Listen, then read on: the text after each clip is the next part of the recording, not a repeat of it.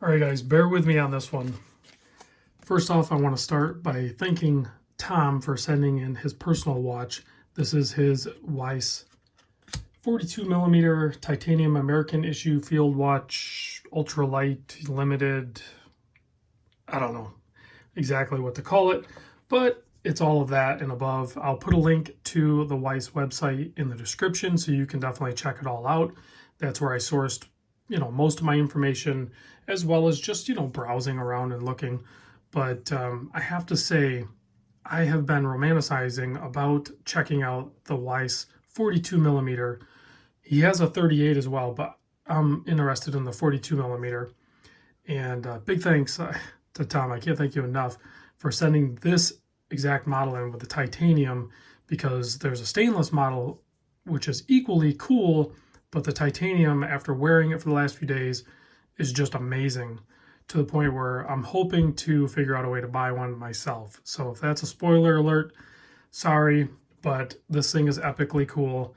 So let's get into the watch size and everything. So it is a 42 millimeter case, not including the crown, 49.6 millimeter lug to lug, 12.8 thick. You can see it has a nicely double domed sapphire crystal. It has some anti-reflective coating on the underside, but I'm not sure how effective it is. This thing is a reflection king for sure. I think there's some room for improvement there, but I'm totally fine with the current product line. 20 millimeter lug width here. Excellent leather straps tapering down to 18 millimeter at the buckle. One fixed keeper, one floating keeper.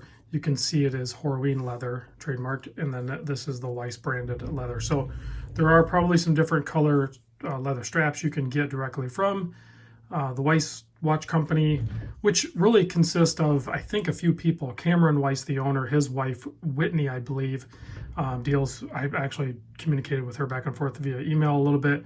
So I'm hoping to talk to Whitney and Cameron a little bit more in the future, and hopefully become a Weiss watch owner.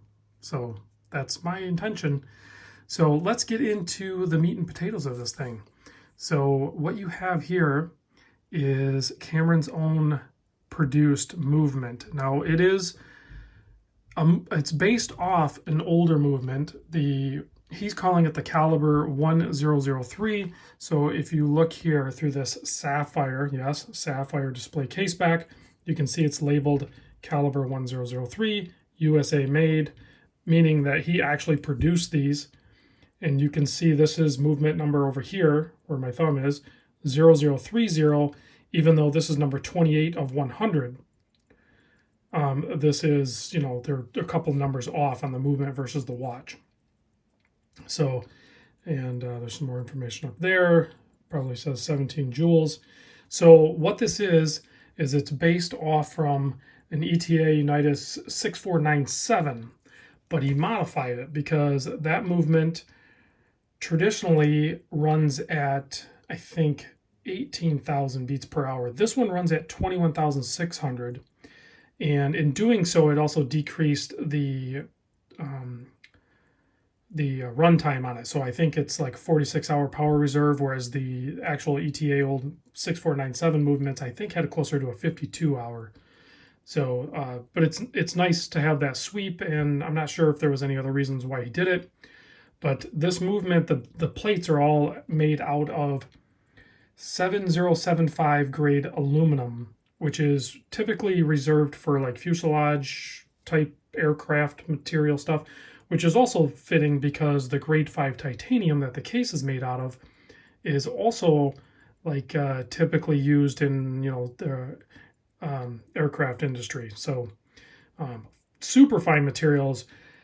Basically, this thing is ultralight, like the title of the watch is described as. I actually confirmed weight on my scale with the strap, 56 grams. You got to remember, 56 grams is like G-Shock polymer weights. I mean, it's super light. And that might not be everybody's taste. You might actually prefer the stainless steel model, because that one's going to weigh a little bit more. I'll check one of those out hopefully in the future as well. But I am a huge fan of titanium, And then the use of aluminum to create this movement and it being anodized black is just beautiful. There's no way around it. So what is happening here as far as production is Cameron and his team are actually producing this. They actually have the mills and the machines to actually mill out a lot of these parts. Now there's certain things that you just are going to have to source elsewhere, such as the jewels and I don't know, the sapphire crystals. I'm sure there's a few other parts, but I'm not sure if this is an accurate number, but I'm pretty sure I read somewhere like basically 95% of this is actually produced by the Weiss watch company in the United States, in California, Los Angeles. That's freaking cool. It's epic. So, I mean, there's a lot of people that are trying to achieve certain levels of USA made and be kind of affordable. And Cameron and his team, they've nailed it. Yes, this watch is $2,800 retail, but they're only making 100 of them. This is special materials. You can buy the stainless steel one for $1,150.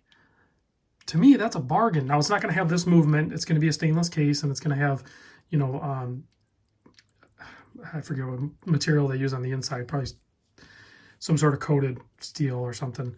But, you know, I'm after this one. I'm after this actual titanium one. So, and hopefully I can capture the dial color because it is a really deep blue, and it's, you know, coated on brass dial. And then they, you know, ink stamp the numbers on there and everything. And it does actually have loom. I'll do a loom shot at the end. So at the end, I'll do a loom shot. I know I'm going long and I'm babbling, but I'll do a loom shot. I took a time grapher clip. I'll put that in there, and I have some outside wrist roll I'll put in here so we can hopefully get all elements of it. You can see there, signed crown. That's his company logo. Also, you know, on his cards and everything, this is the authenticity certificate here. So there's that. It comes in this really cool oak display box with the branding on top. So it's packaged really nice with American oak.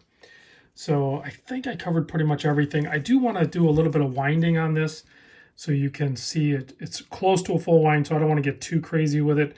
But you can see here when you wind it, the ratcheting mechanism. The other thing I want to point out, because this is trick, and I don't know movements, but the people that know movements will know this. So typically a 6497 doesn't hack. So I want you to look at the 9 o'clock seconds register. So if you pop this guy out to the hacking position, it doesn't hack, right? Hold on a second, or in this case 10 seconds, because it does hack. The seconds hand is going to stop at the 60, which is perfect for hacking. So now it's super easy to hack your time and set it. So once you get it set to where you want to go ahead and start your time, go ahead and push it in, and you're all set. Genius. Absolutely love it. I think that's a feature that I would prefer on a lot of watches. When you go to hack it, I think it should stop at the 60. It makes sense. It really does. So also, spoiler alert on the time grapher, if you've watched this long, this thing is running great. Now, I just did it in dial up, but I'm sure they're regulating these some because it is running at basically -1 to -2 seconds per day with a nice amplitude. And I did set the lift angle at 44, which is what the 6497 runs at. So I was hoping that's what the caliber 1003 lift angle is supposed to be. I would expect it to be the same. So let me give you a wrist shot of this, and then I'll give you the loom shot, and then I'll add the B-roll clips. This thing wears so good on wrist because it has a certain level of wrist presence just because of its size. And this is on my 7 1/4 inch wrist. So you can see, and there's no hot spots. The strap, you know, tapering down to 18 is beautiful. And I'm just in love with it, guys. I don't know what else I can say. I'm 100% on board with what they're doing. The made in the USA, it's not something we really necessarily need to wait for. It's already achieved at an affordable level. So if you want to own a USA produced watch from a young watchmaker, because I don't know how old Cameron is, but he's got to be 30 or less. He's got, you know, he's married, he's got a kid, he's active active in the watch world and the community, and he's passionate about the whole industry, and he's done it. He made it happen, guys. So I can support that. I'm on board with that. So big thanks again to Tom for sending this in, and thanks Weiss Watch for actually doing it. Now I feel like it's something I want to support, so look for my order soon. I appreciate it. I'll put the B-roll in now. Thanks for watching. I better do a loom shot before I do that. I'm getting too excited here. So I can't find out exactly what loom it is. It is green, and he calls it Super Luminova. So I don't know if it's C1 or C3 or what it is, but it's plenty bright initially, especially for a field watch, but it will start to taper off. So, I mean, it's not, don't expect like Seiko loom or something like that, guys. You know, this is all done, you know, with certain levels of design characteristics in, you know, for the thought process on it. So it's not a dive watch. It doesn't need crazy loom. This is plenty of loom for this style of watch. All right, guys, thanks for watching.